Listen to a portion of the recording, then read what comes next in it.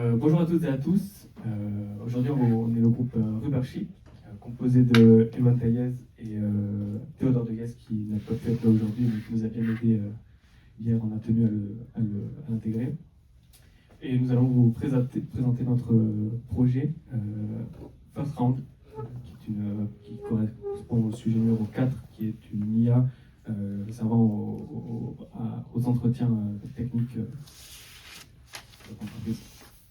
Donc on est parti du postulat simple qu'un département RH passe trop de temps au téléphone à faire des entretiens trop répétitifs, à répéter les mêmes questions dans les premiers entretiens. Et notre but est donc de répondre à ces problématiques en évitant tout ce temps perdu. Donc on parle d'en moyenne 6 à 8 heures par semaine pour une équipe RH pour ces premiers entretiens de présélection. La solution First Round, qu'est-ce que c'est? C'est une automatisation des entretiens techniques avant la partie fitting avec un humain, avec une personne des ressources humaines. C'est-à-dire que le recruteur configure la fiche de poste, copie-colle la fiche de poste, ça crée une ribambelle de questions techniques associées. L'IA conduit l'interview, on verra avec la démo juste après, et le recruteur décide avec les réponses, ainsi qu'il y aura une partie grading selon le fitting avec l'offre de poste. Avant, c'était une planification manuelle avec des rendez-vous fixés entre une personne des ressources humaines et le candidat. Maintenant, c'est juste un lien. Le candidat le rejoint quand il veut, passe ses entretiens techniques quand il veut, depuis chez lui, avec une fausse visioconférence.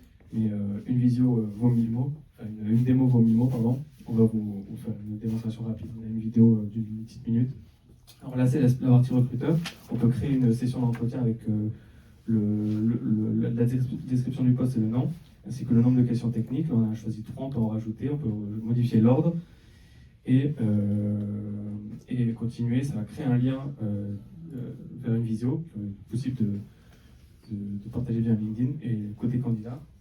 Et donc côté candidat, le candidat arrive sur son espace, il peut déposer son CV, c'est directement branché à HRFlow évidemment. Le CV est envoyé par ses côtés HRFlow.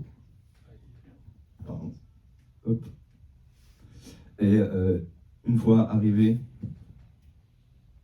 son CV envoyé, il arrive donc sur sa visio en IA. Je suis ravi de vous accueillir aujourd'hui pour discuter du poste de Product Owner Digital.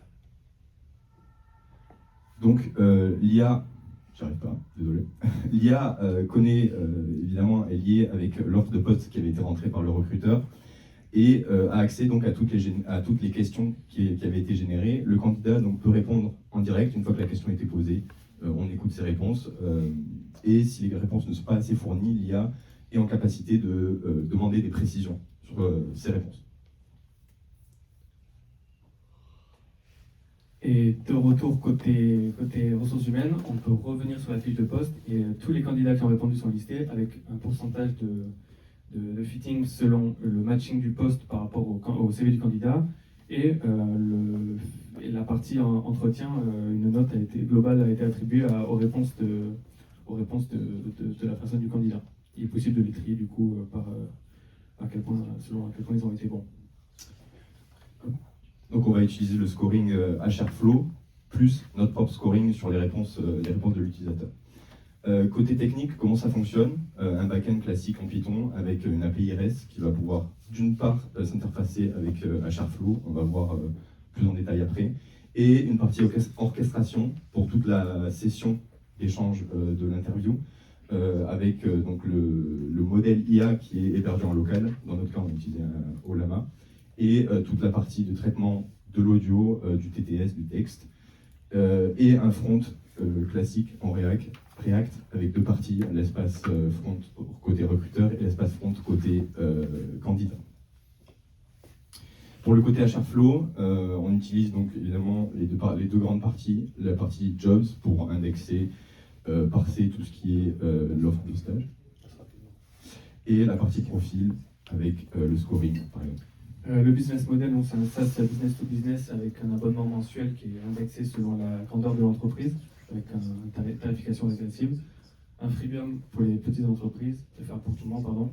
Et la clientèle, ce serait les PME à partir de 20 salariés et les plus grandes entreprises qui seraient directement intéressées par la solution en elle-même. Et important de notifier, mais la pipeline est 100% open source. On est dépendant d'aucune IA externe. On a branché la carte bleue sur aucune IA, quoi. Pour le planning des ressources, après ces étapes-là, on peut imaginer donc continuer sur un premier mois avec le benchmark de différentes IA pour améliorer l'interaction, le déploiement en cloud, le renforcement de la sécurité, avec de l'authentification, de la persistance, et une dernière phase avec de la bêta privée et des entreprises pilotes pour avoir des premiers feedbacks. Pour conclure, très brièvement, une citation vaut 1000 mots. First round, chaque candidat mérite un entretien, pas une liste d'attente, pour que tout le monde ait sa chance d'intégrer l'entreprise, seulement basé sur le talent de la personne. Merci à vous. Si vous avez des questions, n'hésitez pas.